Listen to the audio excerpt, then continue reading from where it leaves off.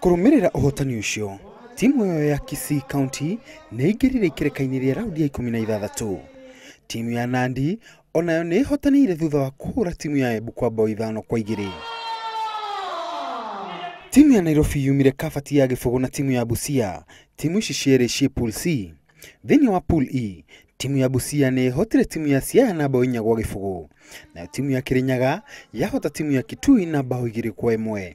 Inakuwa ni handball hiyo basi ni mkwaju wa Thini wa mufira wa volleyball, timu ya atumia ya Bungoma ni hotire timu ya Vihiga na seti 3-0. Timu ya Kitui nayo yahota timu ya Trans Nzoia na seti 3-0. Mufira-ini wa netball, timu ya Nairobi aria niyo ahotania mathako maya mwaka muthiru ni hotire timu ya Uasin Gishu na pointi 37 kwa pointi 28. Na timu ya Narok yahotana timu ya Kiambu na pointi 19 kwa 32.